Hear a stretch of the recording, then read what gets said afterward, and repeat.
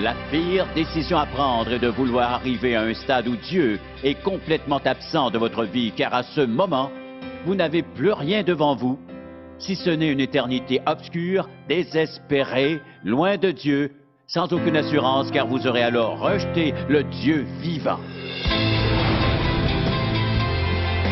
Obéissez à Dieu et laissez-lui toutes les conséquences. Vous devez combattre à genoux. On récolte ce qu'on sème. Et encore plus avec les intérêts. Nous sommes plus grands et plus forts à genoux. Dieu peut remuer ciel et terre pour nous indiquer sa volonté. C'est un Dieu qui vous aime, qui vous a créé et vous propose un plan pour votre vie. Et ce n'est pas tout. Il vous propose un plan éternel pour votre vie, une rédemption et un salut éternel, la vie éternelle. Pourtant, certaines personnes ne sont pas intéressées, elles veulent choisir leur propre mode de vie. Et en conséquence, elles vivent dans la déception et le désappointement résultant de leur mauvaise décision de vivre éloignées de Dieu. Toutefois, lorsqu'on s'y arrête, chaque être humain est une créature unique ne ressemblant à personne d'autre, car Dieu ne fait jamais de clonage. Il nous a tous créés absolument uniques, semblables à nul autre, et de plus, il nous aime tous. Connaissez-vous son plan pour votre vie? Avez-vous pensé au fait qu'il a un plan pour votre vie et qu'il veut que vous suiviez ce plan, car si vous le faites, vous pourrez découvrir le véritable sens de la vie dans toutes ses merveilles. Si je marche à son rythme, je vivrai sa bénédiction. Sinon, je devrais me débrouiller seul. Je serai alors ce que je peux faire sans Dieu. Mais si la sagesse conduit votre vie, vous ne voulez pas vous éloigner de Dieu, ni prendre les décisions de votre vie, grandes ou petites, sans tenir compte de lui, ou en vous contentant de faire une petite prière une fois de temps à autre, ou entretenez-vous l'idée que tout le monde finira par aller au ciel d'une façon ou d'une autre. C'est malheureusement tout à fait faux. Qu'arrive-t-il lorsqu'une personne s'éloigne de Dieu? Nous avons parlé de marcher au rythme de Dieu, ainsi que des conditions et à quoi nous pouvions nous attendre. Ensuite, nous avons vu comment Dieu aide ses enfants dans leurs difficultés. Mais qu'arrive-t-il lorsqu'on prend cette décision de s'éloigner de Dieu, lorsqu'on décide de vivre comme s'il n'existait pas, ou de ne pas marcher à son rythme en ne tenant aucun compte de lui? Nous pouvons ouvrir nos Bibles dans 1 Samuel. Et nous trouverons là un parfait exemple d'un jeune homme qui était très choyé. Il avait tout ce qu'il voulait. Tout allait pour le mieux dans sa vie, mais il a voulu cesser d'obéir à la volonté et au plan de Dieu pour sa vie. Dans le premier livre de Samuel, je ne lirai pas un passage en particulier, car je préfère plutôt survoler avec vous ces chapitres où la vie du roi Saül est consignée. Vous serez alors libre de l'appliquer à votre vie selon le cas. Nous commencerons au 9e chapitre, premier verset, où la Bible nous rapporte qui il était.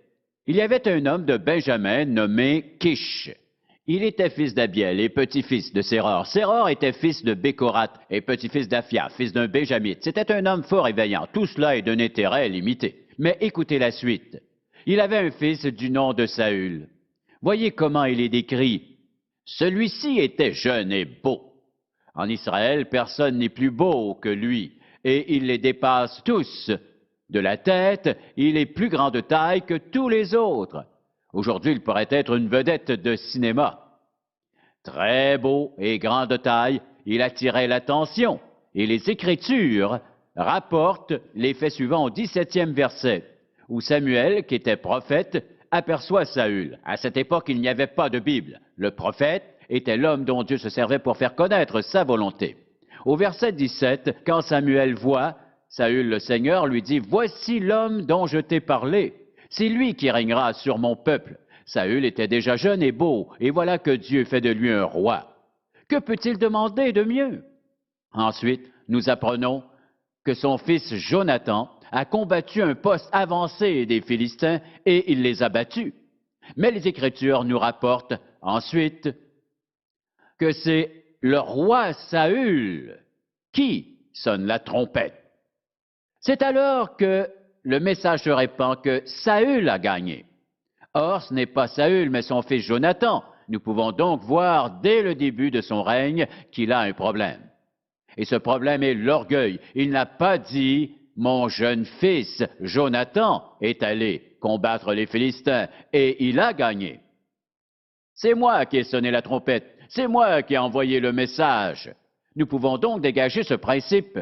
Une des ruses du démon, un des pièges les plus efficaces, car beaucoup s'y laissent prendre, et je ne saurais trop insister là-dessus. C'est le piège de l'orgueil. Sans partage. Saül voulait s'approprier le mérite de cette victoire. Mais nous devons bien comprendre que Dieu déteste l'orgueil. Si nous tournons au 11e chapitre du livre des Proverbes pour un moment, nous verrons le piège de l'orgueil. Beaucoup de gens tombent à cause de ce piège de Satan. Ils ne s'en aperçoivent pas, mais lisons ensemble le 11e chapitre de Proverbes au 2e verset. Quand vient l'orgueil, vient aussi l'ignominie. Le déshonneur, l'orgueil peut nous déshonorer en nous faisant perdre la faveur de Dieu dans notre vie. Cela peut arriver autant aux pasteurs qu'aux politiciens ou à n'importe qui d'autre. Cela peut tous nous arriver à chaque stade de notre vie, peu importe qui nous puissions être. Dieu déteste l'orgueil car son seul message est « moi, moi, moi ». C'est pourquoi il est écrit que quand vient l'orgueil, vient aussi l'ignominie. Passons au 16e chapitre pour un moment. Et nous pourrons y lire le 18e verset. Il est écrit « L'orgueil précède le désastre. Et un esprit arrogant précède la chute. » Or, souvent, nous nous arrêtons à la première partie. L'orgueil précède le désastre. Mais ensuite, un esprit arrogant précède la chute. Et lorsque nous élevons nous-mêmes au-delà de ce que Dieu a permis, que nous voulons nous arroger tout le mérite en restant centrés sur nous, tout cela représente un terrible piège et nous devons comprendre où cela peut nous mener. Car l'orgueil n'est pas un péché qui se contente d'habiter seul quand il s'installe dans la vie d'une personne.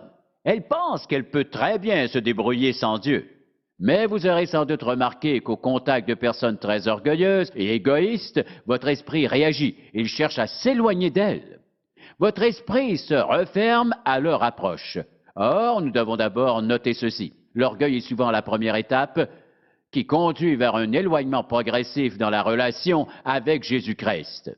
On se dirige sur une mauvaise voie. Le second phénomène qu'on remarque alors en s'éloignant de Dieu est de commettre délibérément et volontairement un ou des péchés. Prenons par exemple une personne qui peut être croyante, qui décide délibérément de désobéir à Dieu en connaissant très bien en quoi consiste sa volonté, mais qui agit quand même d'une manière contraire à cette volonté. Non seulement il s'éloigne de Dieu, mais vous me suivez? D'abord, l'orgueil qui dit « je peux me débrouiller et assumer mes responsabilités ». Mais si Dieu dit de faire quelque chose et qu'on fait autre chose, on se pense alors plus intelligent que Dieu. On reconnaît que Dieu est souverain et roi, mais pour le moment, c'est moi. Quand vous et moi décidons de désobéir à Dieu, nous voulons alors lui refuser le droit de diriger notre vie. Hélas, nous nous exposons alors à de terribles conséquences. On ne peut pas pécher en isolation, car nous sommes entourés de nos semblables. Et c'est pourquoi celui qui s'éloigne de Dieu court le risque de commettre cette autre erreur. Le Dieu Tout-Puissant nous fait connaître clairement sa volonté. Qu'arrive-t-il si une personne décide de désobéir à un commandement de Dieu? N'est-elle pas responsable? Le prochain texte nous parlera des Amélécites qui étaient ces gens. C'était une tribu nomade et ils vivaient en volant d'autres personnes et en les tuant. Au temps de Moïse, lorsque la nation d'Israël est délivrée de l'esclavage d'Égypte, elle trouve à son entrée dans la terre promise les Amélécites qui l'attaquent. Ils s'en prennent à l'arrière-garde, aux infirmes qui marchent moins vite que les autres, à ceux et à celles qui ne peuvent pas suivre le reste du groupe, et ils les tuent. Dieu promet à Israël qu'un jour, il réglera cette question. Et ce jour semble être venu. À l'époque de Saül, Dieu lui donne ses ordres à ce sujet. Le roi doit les combattre et les exterminer. Tous les Amélécites, du plus petit jusqu'au roi, doivent être tués. Même les animaux doivent être éliminés afin qu'il n'en reste aucune trace. Car ils représentent un danger pour la nation d'Israël et un danger pour les autres peuples. Saül obéit, mais il épargne le roi, qui s'appelle Agag. Et deuxièmement, il vérifie l'état des troupeaux des Amélécites pour garder les meilleures bêtes, et il tue le reste. Il n'obéit pas complètement aux ordres de Dieu. C'est toujours comme cela. Lorsqu'une personne désobéit à Dieu, elle a habituellement une excuse toute prête. Et puisque Saül n'a pas obéi à Dieu, et que l'obéissance partielle est quoi? La désobéissance. Saül se cherche des excuses, et tous les chrétiens désobéissants en feront autant. Par exemple, si Dieu vous dit « Je veux que tu t'éloignes de cette personne », vous pouvez le faire, mais si vous décidez de continuer à l'appeler ou à lui écrire, vous recommencerez très vite à la revoir. Et il existe une quantité d'autres situations où Dieu nous parle très clairement et sans détour. Il ne dit pas « Je crois que tu devrais considérer la possibilité de faire ceci ou cela ». Il dit oui ou non. Mais ici encore, voici Saül qui fait à sa tête. Saül désobéit délibérément et volontairement à Dieu, même s'il essaie de se trouver des excuses. En résumé, nous avons d'abord l'orgueil. Je peux le faire. Je peux me débrouiller tout seul. Je sais ce que la Bible dit, mais c'est moi. L'orgueil. Et deuxièmement vient la désobéissance délibérée, volontaire, malgré les excuses. Je sais ce que Dieu dit, mais je décide autrement. Vient ensuite la troisième étape de l'éloignement de Dieu. Quand je regarde autour de moi et je vois ce qui arrive à ce pays et à d'autres peuples, je ne vise personne en particulier, mais c'est ce que je vois aujourd'hui. D'abord, premièrement, l'orgueil, la désobéissance et troisièmement, la jalousie. Reprenons le texte. Il est écrit que Samuel, le prophète, reçoit l'ordre d'aller chez Isaïe et choisit un de ses fils pour prendre la place de Saül que Dieu a rejeté. Samuel obéit, et pendant le repas, il demande à Isaïe d'appeler devant lui ses fils afin de les lui présenter. Il les fait donc venir. Le premier à s'approcher est un homme beau et grand de taille. Samuel se dit que cela doit être lui, mais Dieu le rejette. Les autres fils défilent, mais Dieu les refuse tous, et Samuel dit, « Ce sont là tous tes fils ?» Isaïe répond, « Si on veut, il dit, il reste. Le plus jeune, mais il est dans les champs à faire paître les brebis, je ne l'ai pas fait venir. Appelle-le. » Il s'agit de David. Vous savez la suite? Il appelle David. C'est lui que Dieu a choisi. Il lui donne l'onction. Ce David n'est qu'un jeune garçon, un jeune berger. Ensuite, son père envoie David porter des vivres à ses frères qui sont allés à la guerre contre les Philistins. Eux et les Israélites sont campés l'un en face de l'autre. Saül est bien sûr mort de peur, même s'il est le roi et le commandant, et ses soldats ont tous peur du géant Goliath.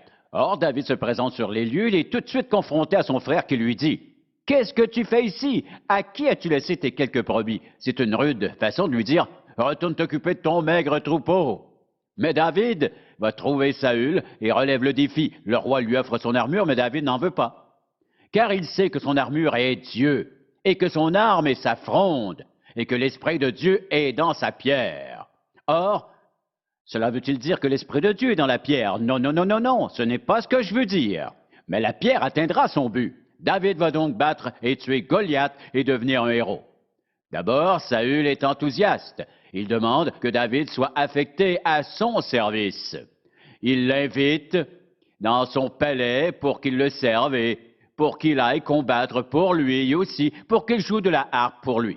Mais il survient un incident fâcheux.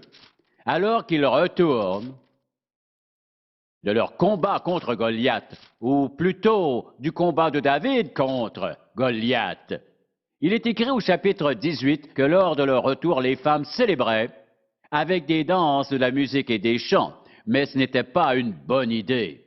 Les femmes dansaient et elles chantaient les paroles suivantes. Saül a battu ses 1000 et David ses 10 000. On peut imaginer qu'elle soulignait le 10 000. Saül a frappé ses 1000, David a frappé ses 10 000. Et Saül était très irrité, et cela lui a déplu, car il pensait, elle en attribue 10 000 à David, et à moi seulement 1000, il ne lui manque plus que la royauté. Voyons maintenant ce qui est écrit au verset 10. Le lendemain, le mauvais esprit venant de Dieu saisit Saül, qui eut des accès de délire au milieu de la maison. David jouait comme les autres jours. On se rappelle que David jouait de la harpe. Saül avait sa lance à la main. Saül leva sa lance, se disant, je frapperai David contre la paroi. Il voulait tuer David. Mais celui-ci l'évite par 2 fois. Saül décide ensuite d'envoyer David à la guerre. Voici comment il raisonnait. Il se disait, je ne veux pas mettre la main sur lui, mais que la main des Philistins soit sur lui. Il planifie donc d'utiliser les Philistins, ses ennemis, pour tuer David, car Saül a peur de lui. David est très populaire auprès de son peuple. Saül ne veut pas qu'il sache qui le est, mais la jalousie le tue à petit feu. Nous devons comprendre que la jalousie est dangereuse. Peu importe l'objet de cette jalousie, celle-ci peut ruiner des mariages, ruiner des entreprises ou des amitiés, ruiner beaucoup de choses. Saül est très jaloux de David. Son orgueil, sa désobéissance et maintenant sa jalousie le dévorent peu à peu. Ses forces le déchirent de l'intérieur. Non seulement est-il jaloux de David, mais il essaie de le tuer. Il est même prêt à tuer son propre fils Jonathan parce que celui-ci aime David. La jalousie vous détruira. La jalousie dévore, tout comme les termites. Son acide toxique ronge l'âme, le cœur, la pensée et l'esprit. Le mal de la jalousie est tellement insidieux, il vient de l'intérieur, il dévore, il ravage, il détruit. Comme Saül, toute personne qui tombe dans le piège de la jalousie ne peut plus se concentrer. Elle ne peut plus prendre de sages décisions. Sa pensée n'est alors plus fixée sur Dieu. Elle ne passe plus de temps à lire la Bible, elle ne passe plus de temps à prier, sinon elle confesserait son péché devant l'Éternel Dieu Tout-Puissant. Mais il n'y a aucune repentance en elle, même si elle prétend le contraire, car il n'y a aucune évidence qu'un changement s'est produit. Pour revenir à Saül, son éloignement a commencé avec l'orgueil, ensuite la désobéissance volontaire, enfin la jalousie qui le ronge au point de ne plus prendre de sages décisions. Vient ensuite sa 4e erreur. En s'éloignant de Dieu, une personne cherchera conseil là où elle ne doit pas le faire. Elle s'écarte du plan de Dieu. Saül s'adresse alors à une sorcière, une enchanteresse ou une magicienne. Il ordonne à ses hommes de lui trouver une telle personne. Voyons son processus d'éloignement. Il essaie de prier, mais Dieu ne répond pas. C'est écrit au chapitre 28. Dieu ne répond pas à ses prières, ni par les songes, ni par les prophètes, ni par l'Urim et le Tumim que les prêtres utilisaient pour connaître la volonté de Dieu. En passant, Samuel est mort à cette époque. David est parti, et Dieu ne répond plus à ses requêtes de prière. Or, beaucoup de gens aujourd'hui se trouvent dans le même pétrin que Saül. Ils ont décidé de vivre leur existence comme bon leur semblait, de faire comme ils voulaient, mais il vient un temps dans la vie où ils ne prient plus, ne savent plus comment. Ils ne sont plus certains de croire en Dieu. Ils n'ont plus d'amis, plus de proches, plus de réputation, ils n'ont plus rien qui ait une importance éternelle. Ils peuvent avoir beaucoup de biens matériels. Ils peuvent avoir accumulé beaucoup d'argent, mais ils sentent un vide dans leur cœur, car Dieu est absent. Ils prient Dieu, mais ils refusent d'écouter, de répondre à leurs prières. Et ils ont de sérieux problèmes. Et le roi Saül est rendu à ce point. Ces hommes trouvent cette femme et il part la consulter. Elle connaît naturellement la loi du pays. Car la loi d'Israël prescrit par 3 fois dans l'Ancien Testament de détruire les sorciers, ceux qui disent la bonne aventure, comme nous le dirions, et les devins. Ils ne doivent pas être laissés en vie, et cette femme le sait. Elle lui dit, pourquoi cherches-tu à me tendre un piège? Mais Saül lui jure que la faute ne retombera pas sur elle. Elle découvre éventuellement qu'il est le roi Saül. Ce dernier lui demande alors de faire monter quelqu'un des morts afin qu'il puisse lui parler. J'expliquerai pourquoi dans un instant. Elle fait monter quelqu'un. Elle parvient alors à faire monter Samuel. Cette femme est alors très surprise de le voir monter. Et Saül lui demande, « Quelle figure a-t-il » La femme répond, « C'est un vieillard enveloppé d'un manteau. » Samuel dit à Saül, « Pourquoi m'as-tu troublé en me faisant monter ?» Saül répondit, « Je suis dans une grande détresse, les Philistins me font la guerre et Dieu s'est retiré de moi. Mais je vous pose la question. Cette femme a-t-elle réellement fait monter Samuel le prophète? Et la réponse est non. C'était seulement une ruse du diable, car Dieu n'aurait certainement pas posé un tel geste. Samuel n'aurait pas prêché le message qu'on peut lire dans ce passage. Mais c'est plutôt l'Éternel Dieu qui permet une manifestation de Samuel et Dieu parle à Saül. Ce n'est pas vraiment Samuel qui parle, mais c'est Dieu lui-même qui parle à travers cette manifestation. C'était un miracle assurément, parce que Jésus parlait avec Moïse et Élie longtemps après leur mort. C'est un miracle de Jésus parmi d'autres, mais ce n'est pas Samuel, car si le diable peut venir nous troubler au ciel, ça va mal pour nous.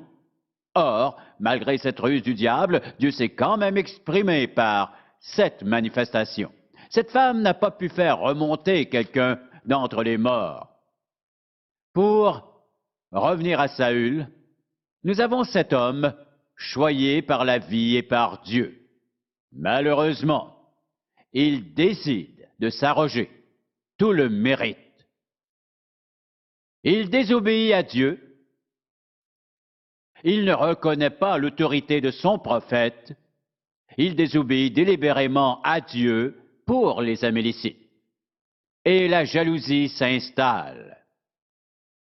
Ensuite, ultimement, parce que Saül s'est tellement éloigné de Dieu à ce point, il consulte cette femme et reçoit ce message. Car de toute façon, tout est fini pour Saül, comme on peut le voir au chapitre 31 du premier livre de Samuel, verset 1. Les Philistins livrèrent bataille à Israël et les hommes d'Israël prirent la fuite devant les Philistins et tombèrent morts au mont Gilboa. Les Philistins poursuivirent Saül et ses fils et les Philistins tuèrent Jonathan, Abinadab et Malkishua, fils de Saül. L'effort du combat porta sur Saül, les archers l'atteignirent et le blessèrent grièvement. Saül dit alors à celui qui portait ses armes, « Transperce-moi de ton épée », mais elle n'a pas voulu. Et Saül prit son épée et se jeta dessus. Ensuite, son porteur d'armes s'est suicidé à son tour. On coupa la tête du roi Saül pour la promener parmi l'armée des Philistins en tant que trophée. Quelle terrible façon de mourir. Et vous, connaissez-vous Dieu personnellement? Si vous n'avez pas reçu Jésus-Christ en tant que sauveur, vous n'êtes pas un chrétien. Réalisez-vous que vous commettez de l'idolâtrie? Vous dites que vous n'adorez pas d'idole. Je vous pose la question. Si Dieu, le Père, par son Fils Jésus-Christ, n'est pas le Dieu de votre vie, vous avez décidé d'être le Dieu de votre vie. Je décide de ce que je fais. Je décide qui je suis. Je décide où je vais. Je décide comment je dépense mon argent. Je décide qui j'aime. Je décide qui je veux voir. C'est de l'idolâtrie. Vous n'aimez pas entendre cela? Je suis désolé, mais c'est mon devoir de vous le dire. Car voici où vous en êtes. Vous avez décidé de vivre séparé de Dieu. Vous dites, non, non, non, je prie Dieu, mais même si vous priez, vous savez que Saül priait, mais que c'était inutile, parce qu'il vivait dans la désobéissance à l'égard de Dieu. Beaucoup d'autres personnes pensent, même si je ne suis pas chrétien et que je ne lis pas la Bible et tout cela, je crois quand même en Dieu et Dieu écoutera ma prière. Aucun verset dans toute la Bible ne défend ce point de vue. Je ne critique pas. Je dis que cela ne peut pas fonctionner, parce que Dieu lui-même l'a dit, car il déteste ce qui détruit ceux qu'il a créés. Voulez-vous réellement vivre? Reconnaissez le Dieu vivant par son Fils Jésus-Christ. Vous dites que vous croyez en Dieu, mais pas en Jésus? Pensez-vous que si Dieu le Père n'avait pas reconnu son Fils comme Seigneur et Maître, il aurait permis la résurrection de son Fils? La résurrection de son Fils est le cri de Dieu au monde. Il dit la vérité. Il est le chemin, maintenant suivez-le. Je vous encourage, si vous n'avez jamais reçu Jésus comme sauveur, à lui demander pardon pour vos péchés, non en raison de vos bonnes actions, mais en raison de sa mort sur la croix. Il est mort en versant son sang pour nous, afin que vous et moi puissions ensemble marcher au même rythme que lui et expérimenter la vie à son meilleur, que nous puissions avoir cette vie qu'il réserve pour ses enfants. Et je vous encourage à sonder votre vie, que vous soyez croyant ou non, en vous demandant, l'orgueil est-il présent dans mon cœur? Existe-t-il des aspects de ma vie où je sais que je désobéis à Dieu en me cherchant des excuses? Tout le monde le fait. Personne n'est parfait. Tous mes amis en font autant. Pourquoi s'en faire? Tous les chrétiens ne sont pas des saints. Nous sommes tous d'accord que nous ne sommes pas parfaits, mais nous sommes quand même saints. Cessons de nous chercher des excuses. Au-delà des excuses, une seule chose importe vraiment. Quand admettrez-vous que la Bible est vraie? En vivant dans l'obéissance et en observant Dieu bénir votre vie. Vous n'avez qu'à demander. Il ne vous forcera pas. Dieu vous invite d'un amour si fort qu'il a laissé son Fils se faire crucifier pour vos péchés afin de prouver à quel point il vous aimait réellement, peu importe qui vous êtes. Père, nous voulons te remercier pour ta patience, ton amour et ton pardon. Nous voulons te prier aujourd'hui que ton esprit prenne ce message et l'enracine profondément dans chaque cœur. Je prie, Père, que toute personne qui écoute, peu importe où elle est, puisse se demander si elle est croyante. Est-ce que ces symptômes d'éloignement sont présents en moi?